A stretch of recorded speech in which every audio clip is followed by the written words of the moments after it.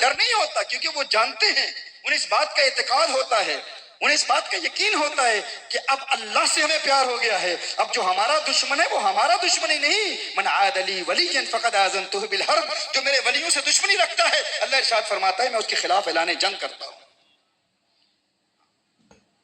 تو ایک تو تقوی اختیار کرنا ہے، پھر تقوی پر استقامت حاصل کرنے کے لیے پھر ہم نے کیا کام کرنا ہے؟ اللہ کے ولیوں کا قرب حاصل کرنا ہے۔ ان کے قرب سے ہمیں پھر کیا ملتا ہے، کیا مقام ملتا ہے؟ ان کا قرب نہ صرف تقوی میں استقامت دیتا ہے، ایمان میں استقامت دیتا ہے، دین میں استقامت دیتا ہے، مال میں برکت دیتا ہے، دولت میں برکت دیتا ہے، عزت میں برکت دیتا ہے، شہرت میں برکت دیتا ہے۔ ہاں وہ شہرت کا طلبگار نہ ہو، طالب نہ ہو، کافر آتا ہے ایمان کی دولت لے کے جاتا ہے۔ حضرت سیدنا خواجہ غریب نواز رحمہ اللہ، آپ کی بارگاہ میں ایک جوگی آیا، ہندو جوگی، غیر مسلم، اور وہ کچھ اپنے مجاہدے ریاستیں کرتا تھا، اپنی کچھ محنت کرتا تھا۔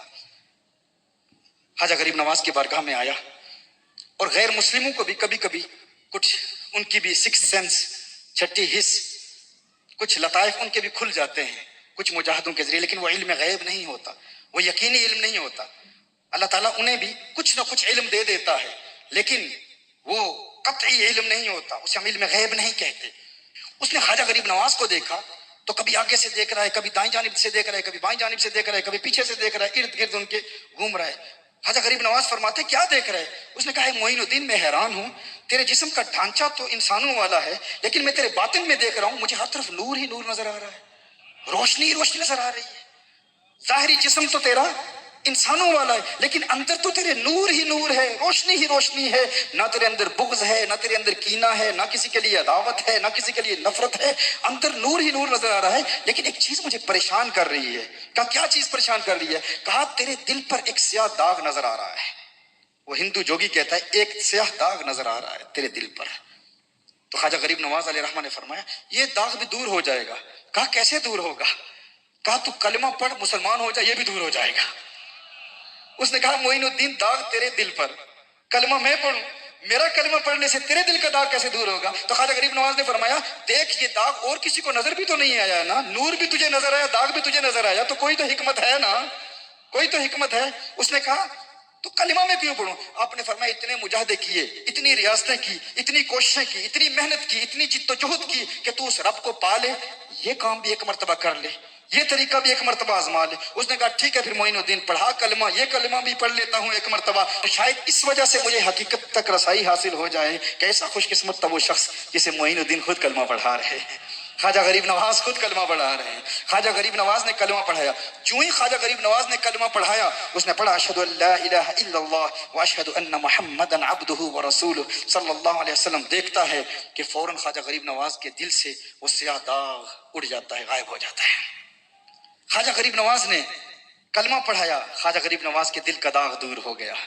قدموں سے لپٹ کے کہتا ہے اے معین الدین بتا، داغ تیرے دل پر، کلمہ میں نے پڑھا، یہ داغ اڑا کیسے؟ تو خواجہ غریب نواز علیہ الرحمہ نے ارشاد فرمایا تو اس وقت معین الدین کے سامنے نہیں بیٹھا، آئینے کے سامنے بیٹھا ہے۔ ہم اولیاء کی جماعت آئینے کی طرح ہوتی ہیں، ہم آئینے کی طرح ہیں۔ تو معین الدین کے سامنے نہیں، آئینے کے سامنے بیٹھا ہے۔ تو معین الدین کے دل کے سیاہ داغ کو نہیں دیکھ رہا تھا، تو اپنے دل کے سیاہ داغ کو دیکھ رہا تھا۔ یہ تیرے اندر کفر کا داغ تھا جو تجھے معین الدین کے آئینے سے نظر آ رہا تھا۔ معین الدین نے تجھے تیرا کفر دکھایا، تو نے کلمہ پڑھا، تیرا داغ دور ہو گیا، تو نے سمجھا میرا داغ دور ہوا، اور میرا نہیں دور ہوا۔ اللہ نے تیری مقدر میں کلمہ لکھا تھا لیکن ملا معین الدین کے وسیلے سے۔ یہ ان کی فراست ہوتی ہے اہل اللہ کی۔ ان کے قرب سے بے ایمان آئے تو ایمان کی دولت حاصل کر کے جاتا ہے۔ خواجہ نظام الدین اولیاء محبوب الہی بیمار ہو گئے، ایک پنڈت آیا دم کرنے کے لیے۔ خواجہ نظام الدین اولیاء محبوب الہی کو دم کرنے کے لیے ایک پنڈت آتا ہے اور دم کرتا ہے، فوراً ٹھیک ہو جاتے ہیں۔ خواجہ نظام الدین فرماتے ہیں تیرا مجاہدہ کیا ہے، تیری ریاضت کیا ہے، تو نے کیا محنت کی ہے کہ تیری زبان میں اتنی تاثیر پیدا ہو گئی کہ تو نے نظام الدین اولیاء محبوب الہی جیسے ولی کامل پر دم کیا اور وہ فوراً ٹھیک ہو گیا۔ اس نے کہا اور کوئی مجاہدہ نہیں ہے، اور کوئی ریاضت نہیں ہے، میں ہمیشہ اپنے نفس کے خلاف کرتا ہوں۔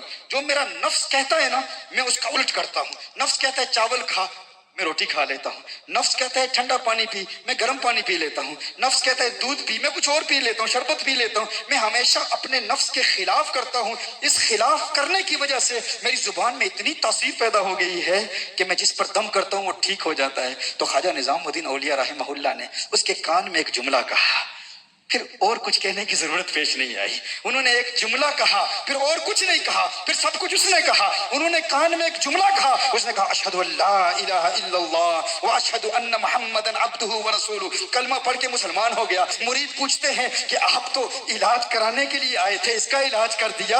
अल्लाह के वली इलाज कराने के लिए नहीं आते, वो इलाज करने के लिए आते हैं। कहा फिर इसको क्या कहा कान में कि जिसकी वजह से ये कुफ्र से पाक हो गया? कहा मैंने और कुछ नहीं कहा, ना कोई दलीलें दी, ना कोई अकली दलाइल, ना कोई मंतकी दलाइल, ना कोई फलसफी दलाइल। ये वलियों का अंदाज है, अल्लाह ने इनको फिरासत दी है। इत्तकू फिरासतल मुमिन फइन्नहु यंजुरु बिनूरिल्लाह। अल्लाह के वली की फिरासत से डरो कि वो अल्लाह के नूर से देखता है। उसका अंदाज दिल बराना होता है, उसका अंदाज जुदा होता है। कहा फिर कलमा कैसे पढ़ाया? कहा उसने कहा था ना कि मैं हमेशा अपने नफ्स के खिलाफ करता हूँ। नफ्स कहता है ठंडा पानी पी तो मैं गर्म पीता हूँ। नफ्स कहता है चावल खा तो मैं रोटी खाता हूँ। तो मैंने उसके कान में एक जुमला कहा, मैंने कहा तेरा नफ्स इस बात पे राजी है कि तू मुसलमान हो जाए? कहा नहीं नहीं नहीं नहीं, मुसलमान तो नहीं हो सकता। कहा फिर नफ्स का उलट करना, मेरा ये बात कहना था कि उसने फौरन उलट किया, कलमा पढ़ के मुसलमान हो गया।